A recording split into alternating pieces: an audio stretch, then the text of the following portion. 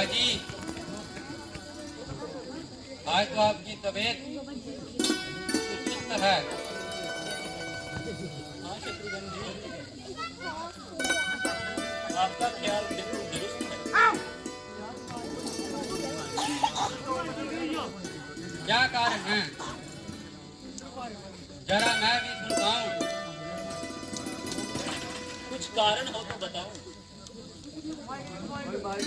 कारण तो अवश्य है, मगर मुझसे कुछ क्या रखते हो? शौक है कि मेरी किस्मत ऐसे अकीदा रखे। फिर आपको बताने का क्या एतराज है? शत्रुघ्न जी, भला आपसे भी कोई मेरा पोशीदा राज है? कोई मेरा कारण कोई ऐसा क्या अंदेश है? मैं खुद हैरान हूँ, ये क्या देन है। आखिर इसका कोई इलाज भी?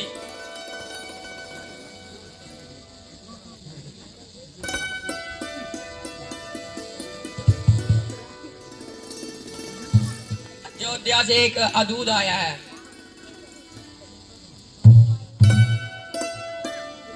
कुशलता की भी खबर लाया है।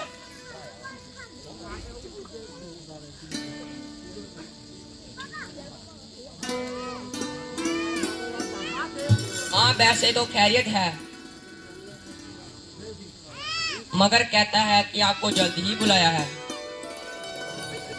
कोई जाए उस दूत को हमारे पास बुलाकर लाए।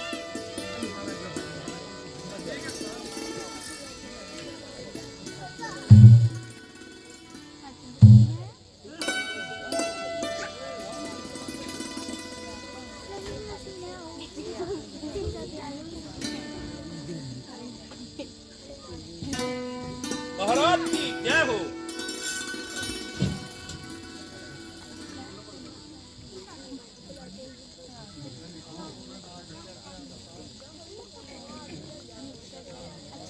आपकी आज्ञा के अनुसार जय सेवक उपस्थित है। अरे कुशल तो है जो ऐसे जल्दी का संदेशा लाया है।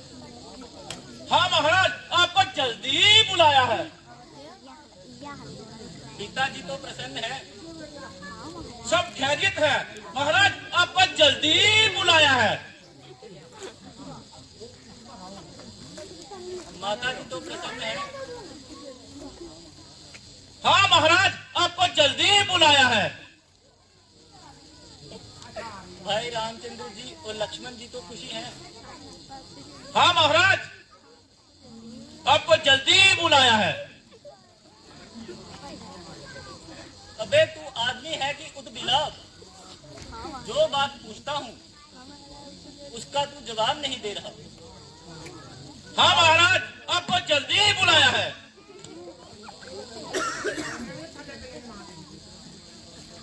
तू सीधी तरह हमारी बात का जवाब क्यों नहीं देता? हाँ महाराज, आपको जल्दी बुलाया है। अरे मैं पूछता हूँ पिताजी, माता जी और भ्राता जी ठीक तो हैं? हाँ महाराज, वैसे तो सब कुशल है, लेकिन आपको जल्दी बुलाया है। अजब दीवाने से पाला पड़ा। हाँ महाराज, आपको जल्दी बुलाया है। अरे जल्दी तो बुलाया है, पर कुछ कारण भी बताया है। हाँ महाराज, मैं भी तो यही कह रहा हूँ, आपको जल्दी बुलाया है। माता जी, इस विवाद को छोड़ो और शीघ्र जो दे जाने की तैयारी की। हाँ महाराज, आपको जल्दी बुलाया है। अच्छा जरा चुप कर, आदि बकवास न कर। ना महाराज, इससे अधिक एक शब्द भी ना बोलूं, मगर आपको जल्दी बुलाया है।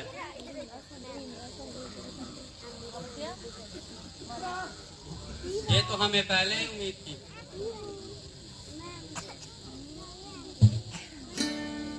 नाना जी, जल्दी आपका वियोग हमें अजीब असर है, परंतु क्या करें, इस समय कहना भी बहुत दुखद है। इसीलिए हमारे नमस्ते और हमें पसंद करने आज्ञा दी।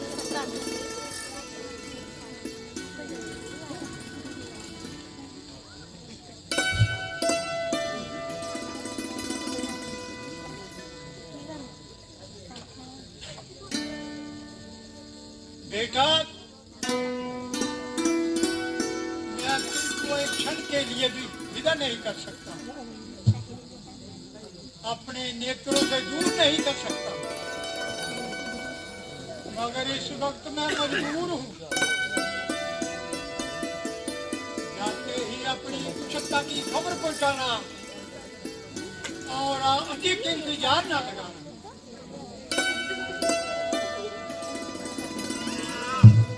हाँ महाराज, मैं भी तो यही कह रहा हूँ, आपको जल्दी ही बुलाया है।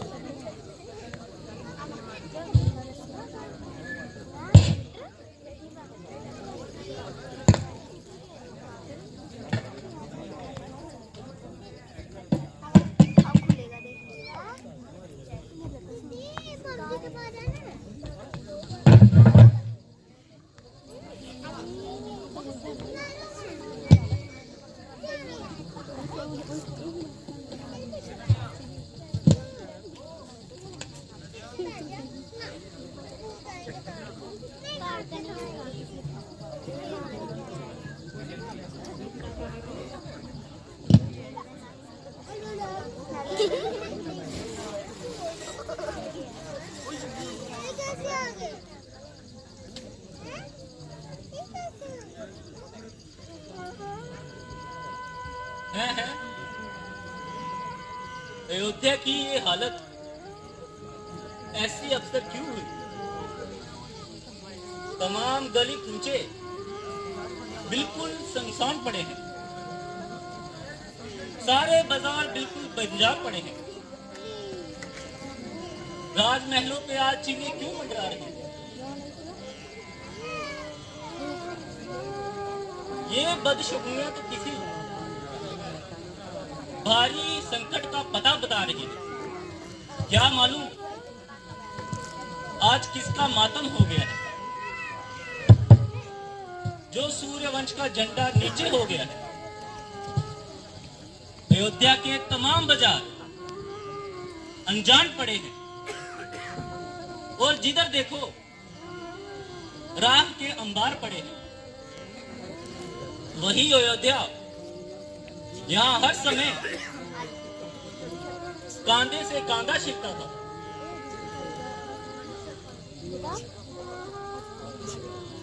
और प्रत्येक गुजरने वाले बड़ी कठिनाई से रास्ता मिलता था।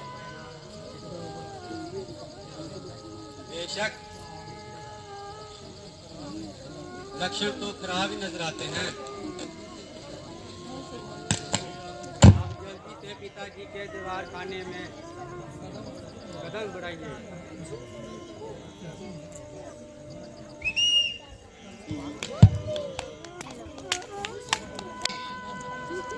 सुना है भरत जी आए हैं। आ गए तो अब तक कहाँ है? जा जरा जल्दी जा, उन्हें मेरे पास बुला।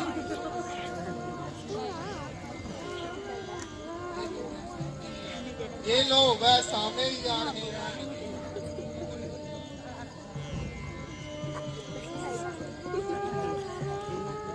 बेटा,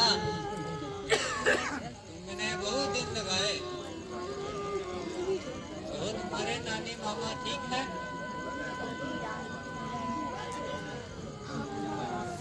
हाँ माता जी, सब प्रकार से कुशल हैं। लेकिन अब तक मुझको पिताजी के दर्शन नहीं हुए। वे कहाँ हैं? बेटा धैर्य करो, सफर की थकान उतारो, धीरे धीरे सब मालूम हो जाएगा। मेरी थकान पिताजी के दर्शन करते ही हो जाएगी। पहले थोड़ा कुछ खा पी लो, फिर धीरे धीरे सब हाल बता दूंगी। मैं पूछता हूँ पिताजी कहाँ हैं? तुम कहती हो धीरे धीरे सब हाल बता दूंगी। ये मामला क्या है? कहती तो हूँ कि धीरे धीरे सब हाल बता दूंगी। आश्चर्य है कि जो बात तुम कहती हो वही उलझी हुई है। जो प्रश्न करता हूँ उसका उल्टा ही उत्तर मिलता है। ये धीरे धीरे मालूम नहीं किस बला का नाम है। ओहो बेटा, तुम तो बड़े जल्दबाज हो गए। ना जाने ननिहाल में जाकर तुम्हारी तबीयत में इतनी तेजी क्यों आ गई? मैं तो कह रही हूँ धीरे धीरे सब हाल मालूम पड़ जाएगा। या परमेश्वर, ये धीरे धीरे किस युग का नाम है? या किसी सदी का हिस्सा है? आखिर इस धीरे धीरे कभी खात्मा भी होगा। बेटा तसल्ली रख, मैं धीरे धीरे सब हाल बता दूंगी। क्या खाक बता दोगे? आग लगे तुम्हारे इस धीरे धीरे को। नाम ना जाने तुम सबने मुझे क्या जान बताया है।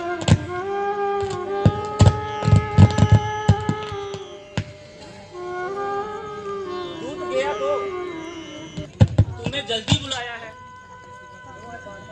के सिवाय कोई शब्द नहीं बोला। तुमसे पूछता हूं तो धीरे धीरे की बड़ा हाँक रही हो।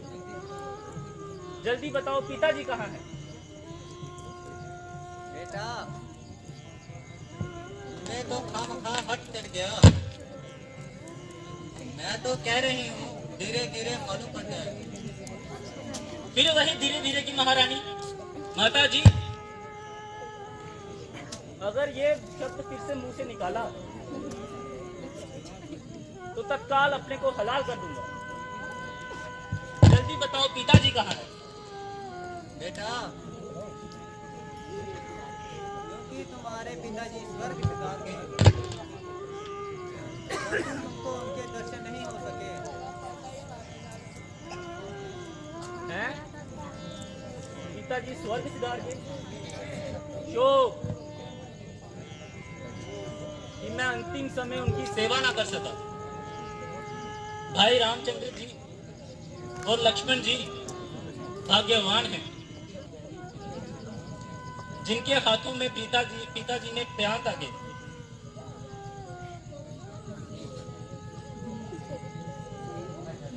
अच्छा तो ये बताओ रोग क्या था? रोग तो कुछ भी नहीं था, बस हाय लक्ष्मण हाय राम करते हुए चले गए। हैं? ये क्या कहा? भाई रामचंद्र और लक्ष्मण जी यहाँ उपस्थित नहीं थे। हाँ बेटा, मैं तो पहले ही वन को चले गए। उनकी ही जुदाई में तो महाराज ने प्राण दिए।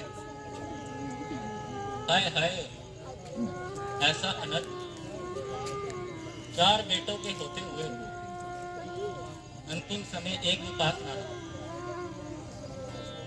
रामचंद्र ने ऐसा कौन सा अपराध किया जो वन में जाने के लिए विवश हुए? बेटा, असल बात तो ये है कि रामचंद्र को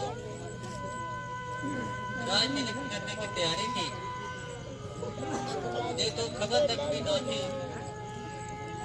भला हो बेचारे मथुरा का, उसने मुझे कुल हाल से सूचित किया। मैंने किसी तरह महाराज से 2 वचन पूरे करने का कर लिया था। उत्तर को उचित जानकर अपने दोनों वचन पूरे करवाने के लिए मैंने उनको मजबूर किया। अर्थात रामचंद्र को 14 वर्ष का वनवास और तुम्हारे लिए राज तिलक का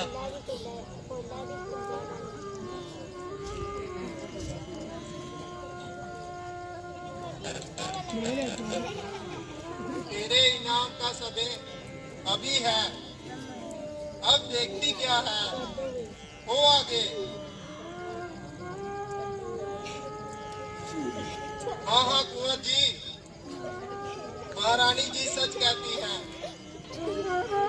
अब खुशी से राह संभालो और अपने दिल के अरमान निकालो। नमक हराम, सब तेरी याद लगाई हुई है। यार तेरी तो खबर लेता हूँ, मुझे इस खबरदारी का नाम देता हूँ।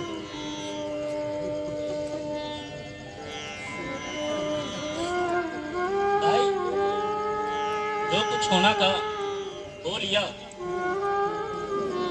हमने अपने कर्मों को रोना था तो रो लिया।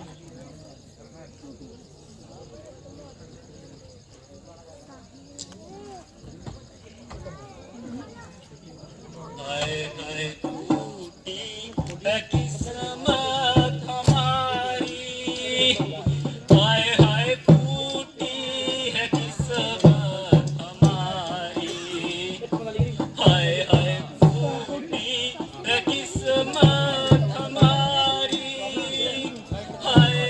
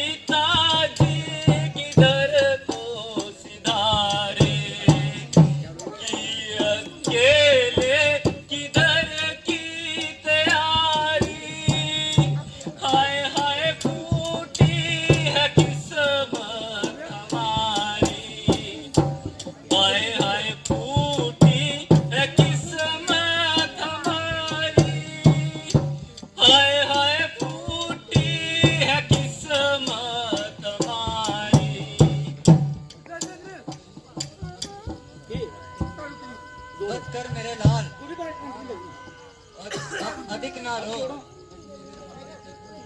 बस मेरे सामने से दूर हो जा। बेटा, क्या तुझे मेरे से भी मोह न रहा? खबरदार, जो फिर मुझे बेटा कहा। क्या मेरा बेटा बनने से भी इनकार है? मुझे तेरा बेटा कहलाने का सख्त इनकार है।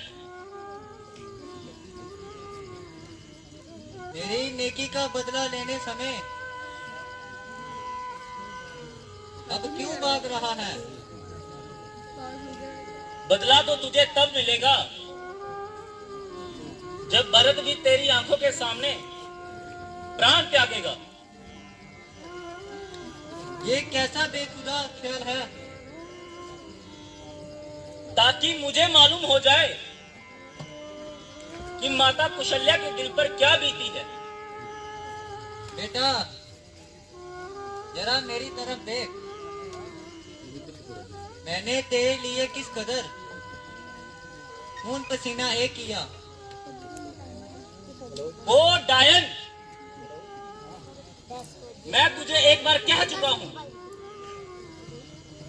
मुझे बेटा कहकर कलंक का टीका मत लगा। तू फिर बार बार मुझे बेटा कह रही है और मेरे सीने पर तीर चला रही है।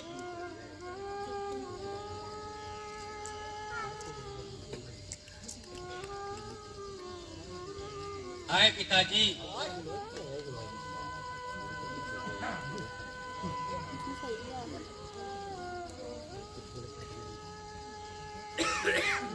आपके मरते ही तमाम जमाना शत्रु हो गया। भाई रामचंद्र भी उपस्थित नहीं, अब कौन है जो हमारी दीन बनाए? प्यारे बंधु, तुम्हारे लिए तो रामचंद्र मैं हूं। रामचंद्र नहीं तो मेरे लिए नहीं।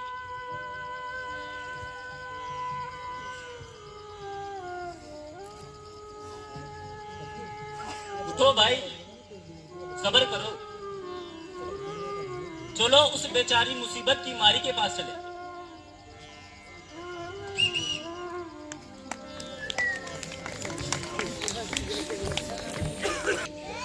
कौन आया?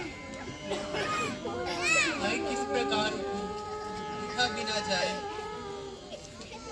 जरा देखो और पहचानो। आंखें होती तो देखना ही क्या था। माता जी, आपका महानीत पापी और अधर्मी बेटा भरत।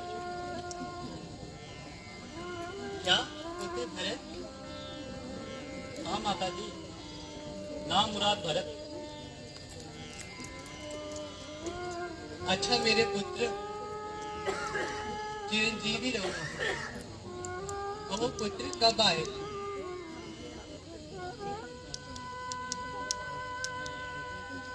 बेटा चुप क्यों हो? कुछ अपने मुख से तो बोलो। क्या अपनी माता से रुष्ट हो?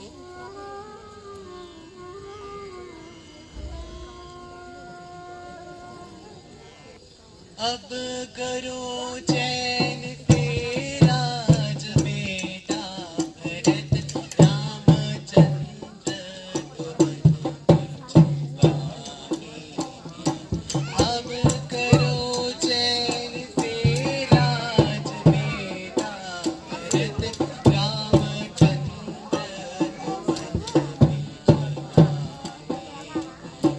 तेरे मन की मुरादे सो पूरी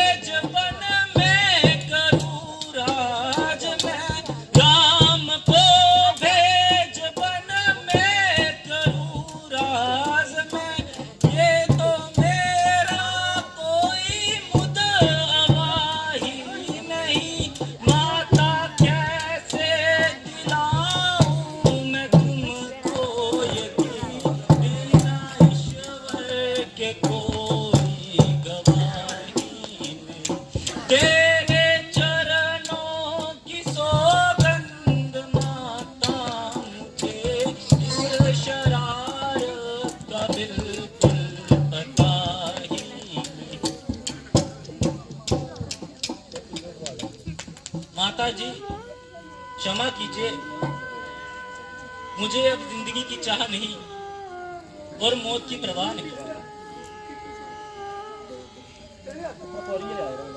जबकि मेरी माता के निकट मेरा जीवन ना काबिले एतबार है, तो ऐसी बेशर्मी की जिंदगी धिक्कार है। पुत्र, मैंने अपनी मूर्खता का फल पा लिया और बहुत रंजो गम उठा लिया। परमेश्वर के वास्ते जरा अपनी तबीयत पर मलाल करो और अपने विचारों को दिल से निकालो।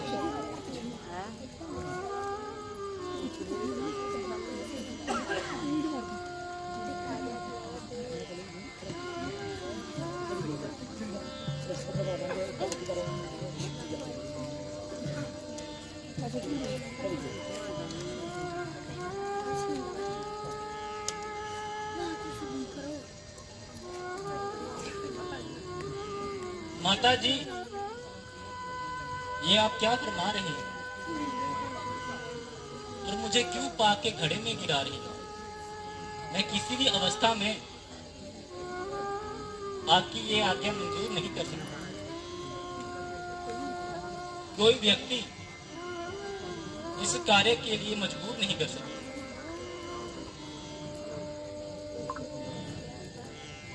आप तो राज के लिए कहती हैं, लेकिन मुझे अयोध्या रहना भी पाप है, एक एक पल गुजारना भी दुश्वार है।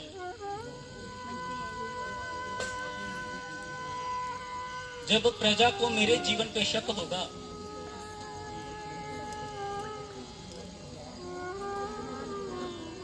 मुझे पाप का दंड देने का क्या हक है?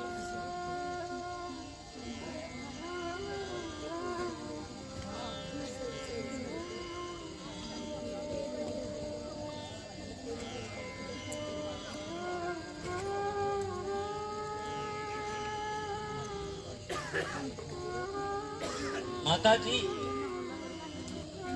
अगर रामचंद्र जी को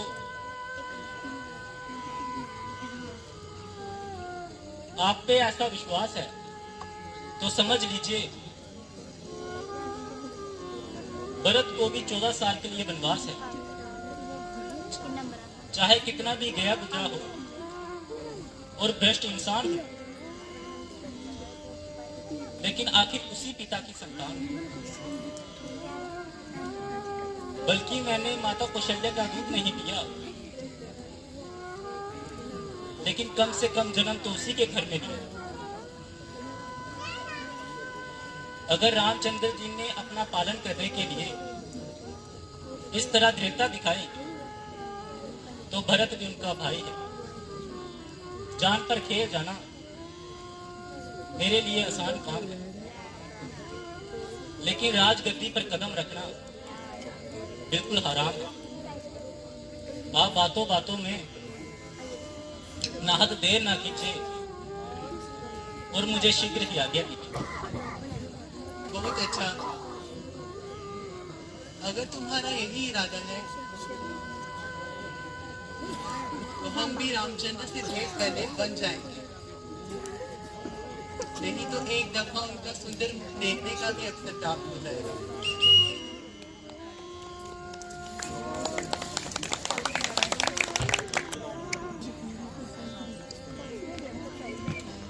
ये 2 मिनट।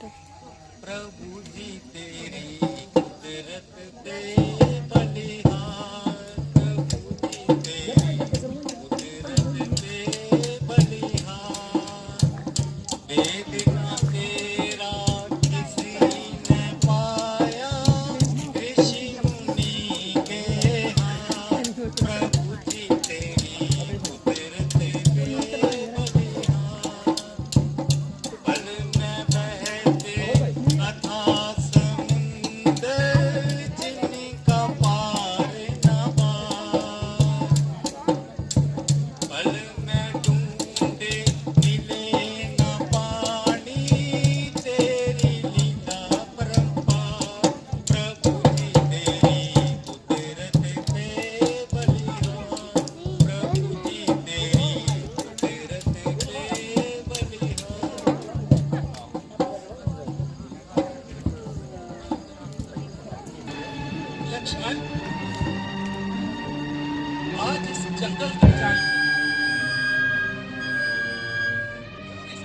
बह जा रहे हैं और ऐसे तेजी में बातें जा रहे हैं। पहले तो ये कभी इतने में बीत नहीं, जरा देखना उन पर क्या मुसीबत आ पड़ी जो इन्होंने इतनी भगदड़ मचाई है।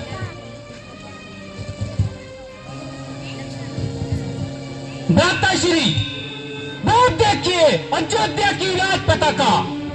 अयोध्या की राजपता? हाँ माताश्री, अधर्म और पाप ने आज पुणे अपना सिर उठाया है, तभी तो वो भरत सेना सहित आ रहा है। कभी भरत की रचना छोड़ आए हो, माता श्री से भी मुख मोड़ आए हो। मुझे लगता है भाई, पेशे ना कहीं प्रजा छोड़ आए हो। ऐसी बात नहीं है भ्राताश्री, भरत को दारूपी रोग सता रहा है, तभी तो वो सेना सहित आ रहा है। हे भाई, शीघ्र आज्ञा दो, भाई को समझूंगा मैं। अन्याय न्याय पर चलता है, ये कैसे होने दूंगा मैं। वैसे भी हृदय जल रहा मंजली माँ की करतूतों से। क्या दुख है राज्य छूटने का, कोई पूछे इन राजदूतों से। इस पर भी वो संतुष्ट नहीं, सेना ले लड़ने आता है। असहाय समझकर वो हमको घेरने पकड़ने आता है। वो नहीं जानता है कायर, कुछ बल है इन निर्मल में भी। यदि एक पड़ा है बन में तो एक पड़ा है घर में भी। हे नाथ, रोकते रहे सदा, पर आज रोकना नहीं मुझे। सौगंध आपको है मेरी, इस समय टोकना नहीं मुझे। यदि पुत्र सुमित्रा का हूँ मैं, तो इसका घर मिटा दूंगा मैं। श्री राम दुहाई क्षण भर में उसे पृथ्वी पर सुला दूंगा मैं। लक्ष्मण, भरत हमारा भाई है और उसके बारे में ऐसी बातें करना बिल्कुल गलत है। भाई भाई कैसा भाई? भाई था जब निर्मल था, है आस्ती का सांप जो कभी बुझाओ का बल था। उससे कुछ डर नहीं, जगला है बुरे विचारों से। विश्व वाले दांत तोड़ दे तो कोई खौफ नहीं फुंकारों से। सेवक का तो काम नहीं, जिस तत्पर होना सेवा में। स्वामी पर संकट आए तो निशावर होना सेवा में। इसलिए हाथ में डंडा है, डंडे पे बाण चल रहा। समझ जाओ क्षत्रियो, इस पृथ्वी हो जाए खंड खंड, पितांचल तिल तिल हो जाए।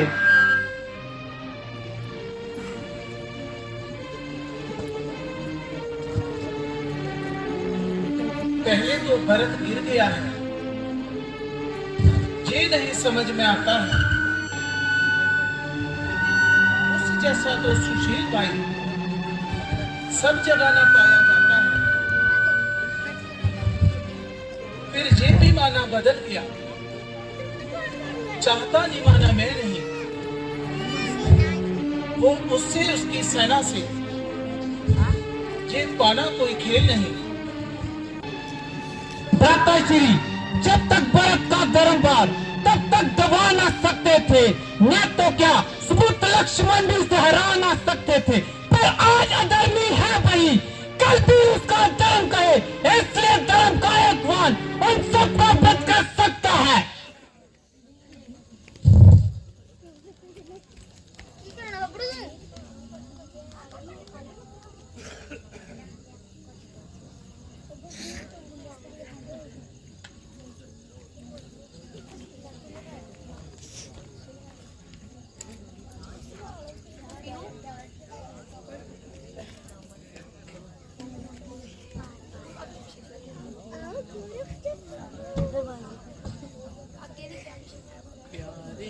हमारे आंखों के तारे रोते हो क्यों ज़ारो ज़ार। प्यारे हमारे आंखों के तारे रोते हो क्यों ज़ारो ज़ार। गर्दन उठाओ मुँह तो दिखाओ, सदके में हूँ बार बार।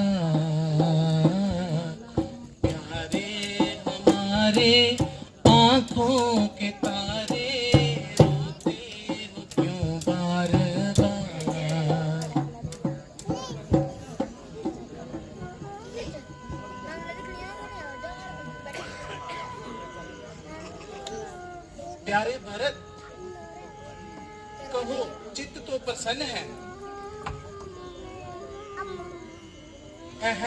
तुम रो क्यों रहे हो? आखिर कुछ कारण तो बताओ, कुछ हाल तो बताओ।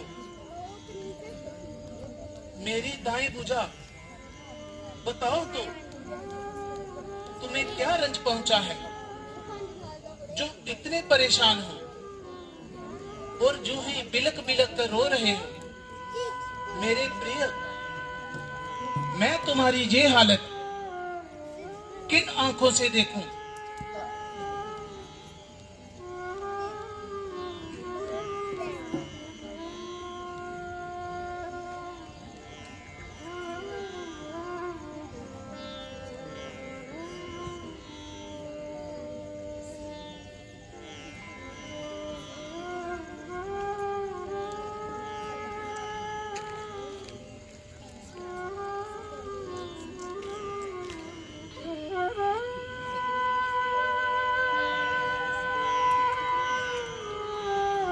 भरत जी, मैं तुमको निश्चय दिलाता हूं कि मुझको ना तुम्हारे निस्बत पर कोई शिकायत है और ना ही माता ककेई पर मुझे कुछ अफसोस है।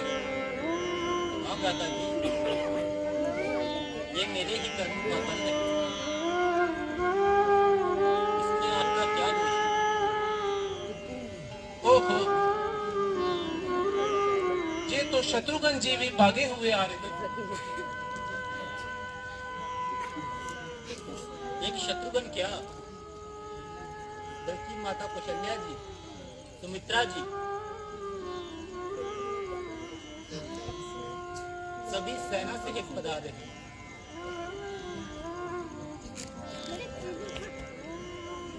माता जी,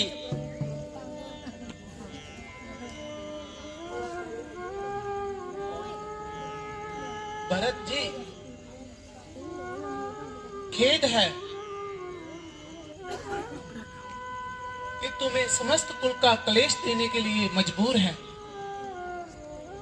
हाँ भ्राता जी, ये सब मेरा ही कसूर है। शत्रुघ्न जी, तुम इस कुटिया में अपनी बावत के पास आराम करो, मैं माताओं के स्वागत के लिए जाता हूँ। जैसी आज्ञा हो।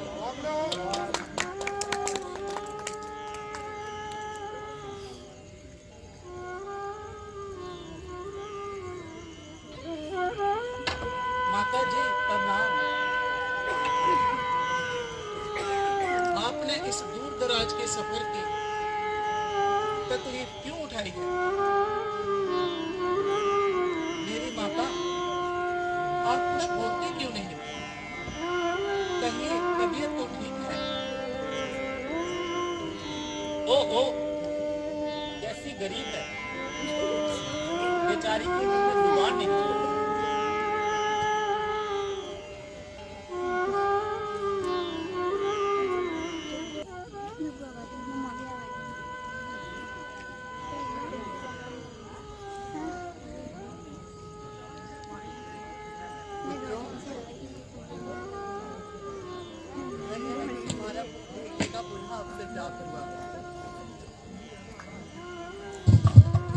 मगर शोक है कि वो अंत समय में तुम्हारा दीदार न कर सके। है माता जी, ये आपने क्या कहा?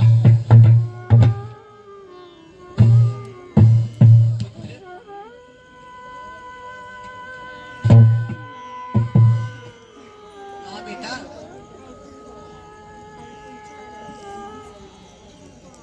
अब तुम्हारे सर पर पिता का साया नहीं रहा।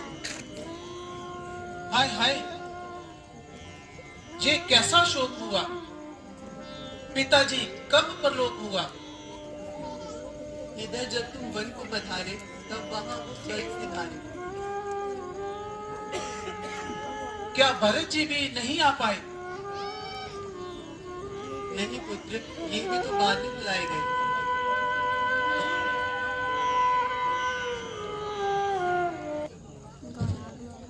हे मोर तूने हमको दर दर रुला के मारा है मौत, तूने हमको दर दर रुला के मारा। घर से किए थे बेघर, बन में बुला के मारा। सामान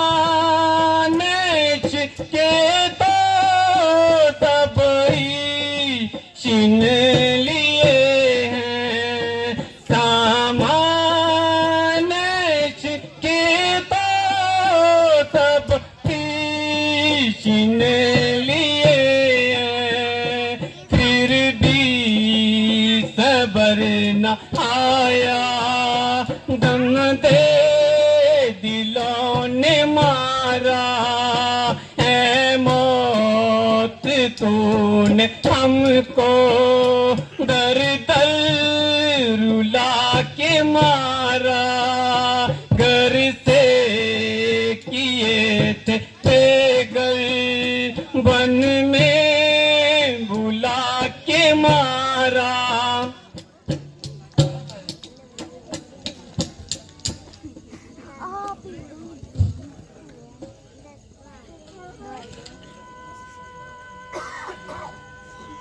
प्यारे भरत, परमेश्वर की कृपा से हमारा खानदान अब तक बिल्कुल बेदाग रहा, दुनिया में एक रोशन चिराग रहा।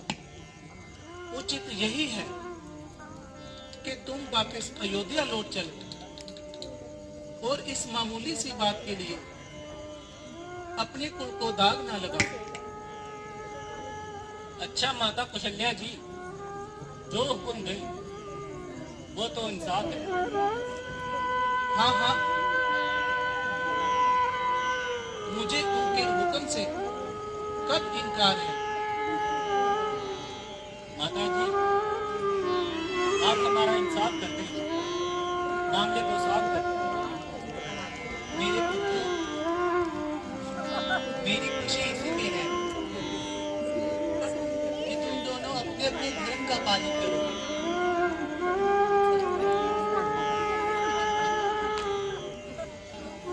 ये फैसला बड़ा माकूल है। माता जी, हुक्म कबूल है। भाई, ये तुम्हारी भूल है,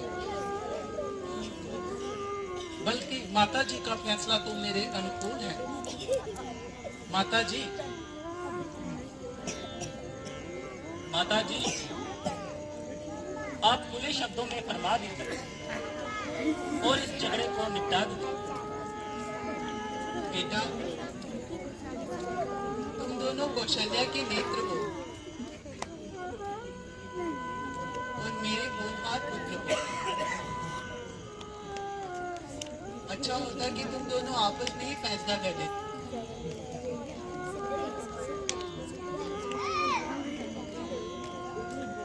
अब इस झगड़े को दूर करो और अपनी माता कौशल्या के आज्ञा को कबूल करो।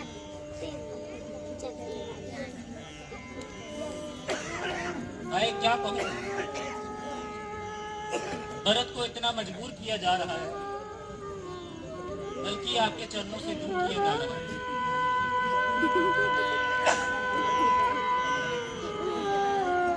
बहुत अच्छा, आप इतनी चिंता कर दीजिए कि अपने कड़ाऊ मुझे दे दो। इनको अपने साथ ले जाऊंगा और इसी से तस्कत अयोध्या में जाऊंगा। लेकिन इस बात का ध्यान रखें, अगर 14 साल से एक दिन भी उतर गया तो भरत को जीवित ना पाए।